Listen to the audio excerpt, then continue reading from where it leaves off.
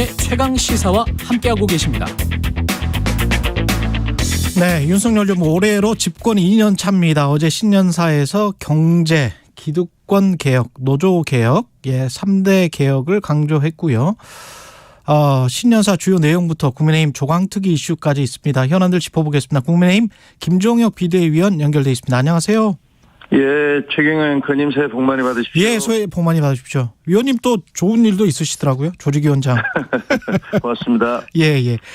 이따 그거는 좀 자세히 여쭤보고요. 과의불개였는데 사자성어가 올해는 어떤 정치, 그러니까 뭐 잘못하고도 고치지 않는다. 이게 이제 지난해 교수 신문이 내세운 사자성어입니다. 어떤 정치가 되기를 희망하십니까?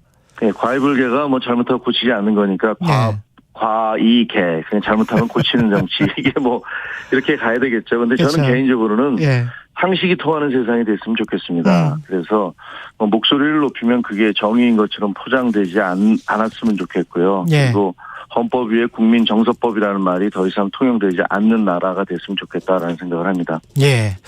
그 신년사 관련해서는 어떻게 느끼셨어요? 7분 정도로 굉장히 좀 짧은 편이었죠. 예, 그렇습니다. 저는 그 내용 중에서 외교의 중심을 경제에 놓고 수출 전략을 직접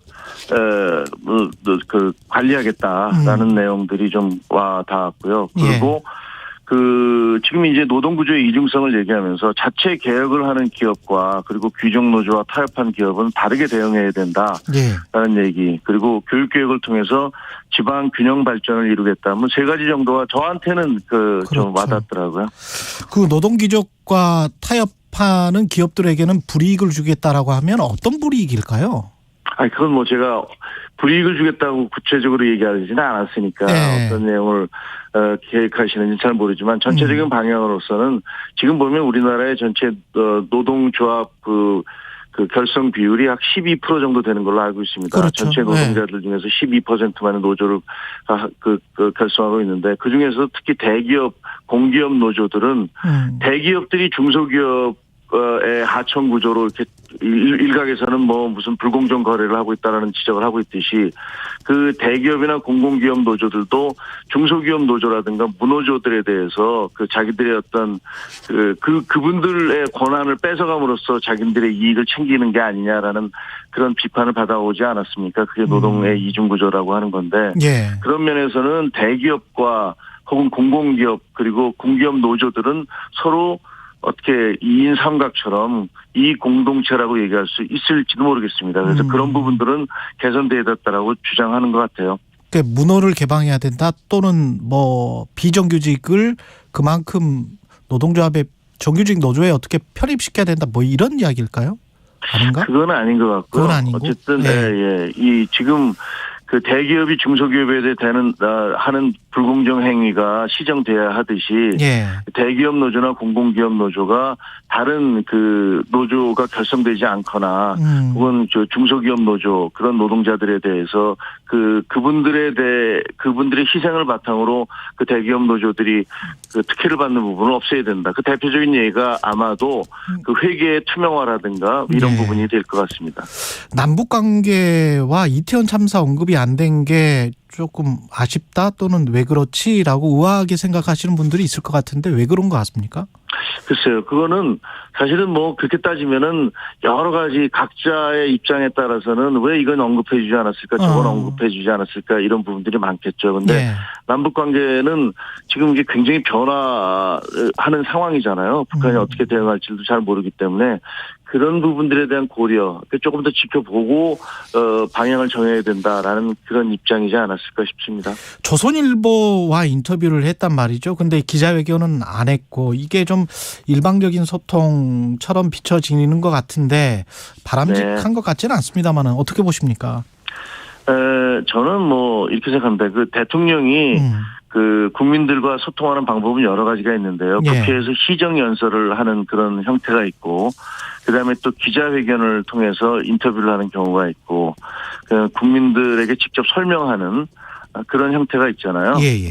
그 목표는 국정 방향을 국민들에게 전달하는 것이 그게 목적입니다. 그렇죠. 그런데 그 이번에 뭐 앞으로 제가 이러이러한 식으로 국정을 운영하겠습니다라고 국민들에게 밝힌 건데 기자들이 그 자리에 참석하지 않았기 때문에 그것이 불통이다라고 얘기하는 그것은 좀 적절치 않다. 좀 과잉이 아닌가라고 생각을 하고요. 특히 이재명 대표 같은 경우도 취임 100일이 됐는데 그 취임 100일 인터뷰를 하지 않으셨잖아요. 네, 안 했죠. 그리고 네. 신년 기자회견을 하겠다는데 그것도 뭐 성명 그냥 입장을 발표하시는 걸로 끝난 걸로 알고 있는데요.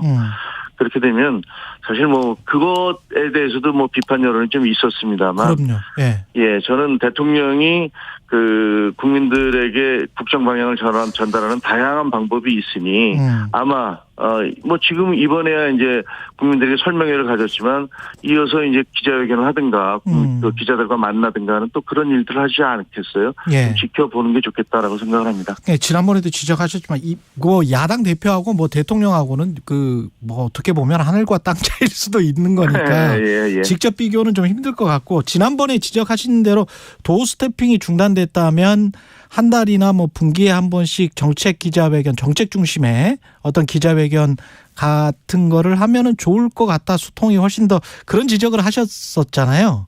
맞습니다. 예, 그거는 여전히 유효하세요?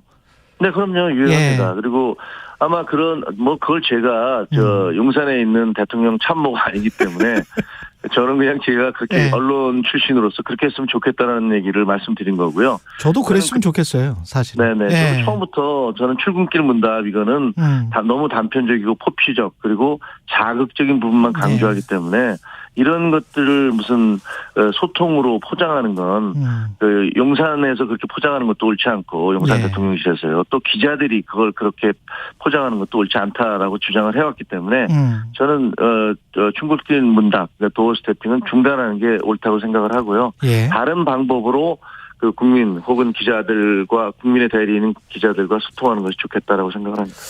당내 이슈는 지금 조직위원장 인선이 있었고 경기 고양을 당협위원장으로 임명되셨기 때문에 아까 축하드린 거고요. 근데 이제 나머지 그 인선 내용 중에 허은하 의원이 이제 탈락하고 김경진 전 의원이 들어갔는데 동대문 을 같은 경우에 뭐 김석기 사무총장은 고려대를 나왔다. 근데 고려대는 이제 성북구에 있기 때문에 좀 아니잖아요.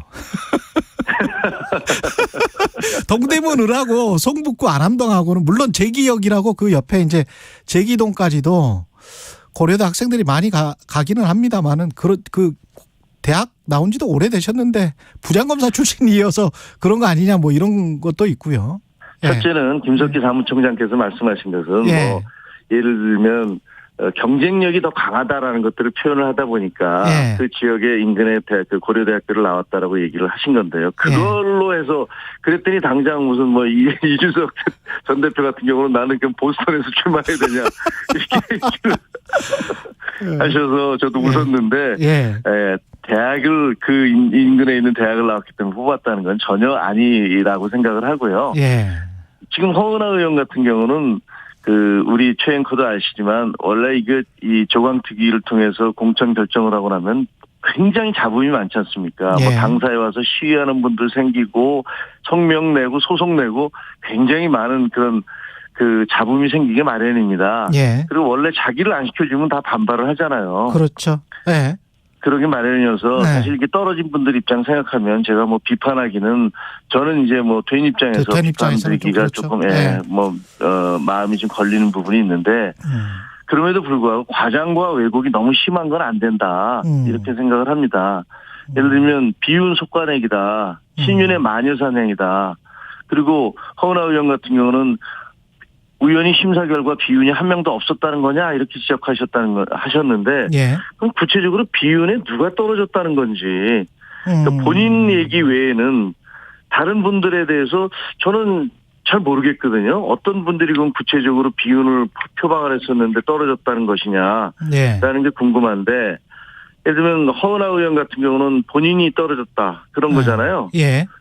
본인이 비윤 비슷한 것 같아요. 왜냐하면 이제 상당히 지금 당내 여러 가지 비대위의 결정이라든가 이런 것들에 대해서 비판적인 입장을 표시를 하고 계시니까. 그런데 예를 들면 그 김경진 의원 같은 경우는 지난 대선 과정에서 다른 당에서 있다 호남 출신이고 다른 당에서 오셨지만 그렇죠. 그 대선 캠프에 있으면서 아주 굉장히 맹렬하게 선거운동 윤석열 대통령 당선시키기 위해서 노력을 하셨습니다. 그런데 네. 그 이후에 아무런 무슨 뭐 어느 자리에 가지도 못했고 그다음에 이제 야인 비슷하게 사셨잖아요. 6개월 정도. 그런 부분들. 그리고 또 하나는 김경진 의원이 그렇다고 해서 친윤이라고 할 수 있느냐. 대선 캠프에서 당선을 위해서 열심히 뛰어든 것은 맞지만 친윤이라고 할 수 없는 분으로 저는 알고 있습니다. 그리고 그렇게 따지자면 허은하 의원 본인도 나도 대선 때 열심히 뛰었다 이렇게 얘기를 하시잖아요. 예. 그러면 허은하 의원은 그 대선 때 열심히 뛰었으니까 그러면 허은하 의원도 친윤이라고 할 수 있나요? 한 가지만 더 여쭤볼게요. 지금 1, 2분밖에 안 남아서 그 검사 출신들 심재돈, 최기식 변호사 같은 경우는 잘 아시겠지만 서울고검 이 공판부장 했었잖아요.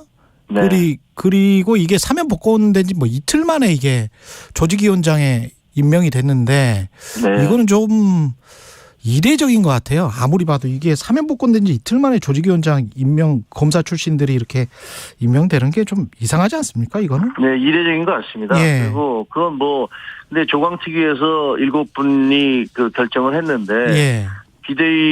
정진석 비대위원장은 그 조광특위에 공개적으로 나는 한 명도 추천한 사람이 없다라고 예. 얘기했고 저희들한테도 우리는 조광특위에 모든 것을 맡겨놓고 그 결정을 그냥 따르자 이렇게 얘기를 했거든요. 예.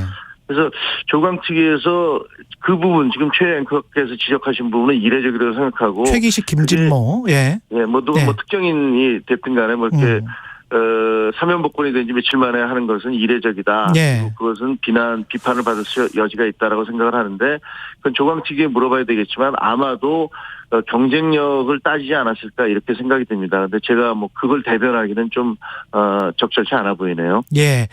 1분 정도 남았는데요. 민주당 이재명 대표가 오늘 문재인 전 대통령을 예방할 계획이라고 하는데 그리고 앞서서는 당내 요직에 이른바 친문 DJ계를 임명을 했다고 해요. 그러면 이거는 어떤 행보로 지금 국민의힘은 해석을 하십니까?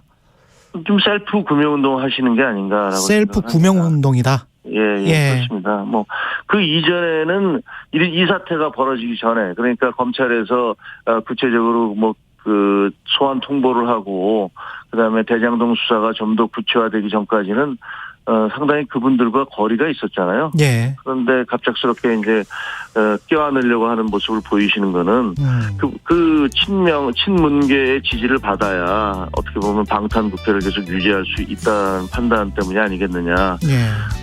그런 생각이 드는데, 과연 문재인 전 대통령께서 그거에 대해서 어떻게 반응할지는 저는 잘 모르겠습니다. 알겠습니다. 지금까지 국민의힘 김종혁 비대위원이었습니다. 고맙습니다. 감사합니다.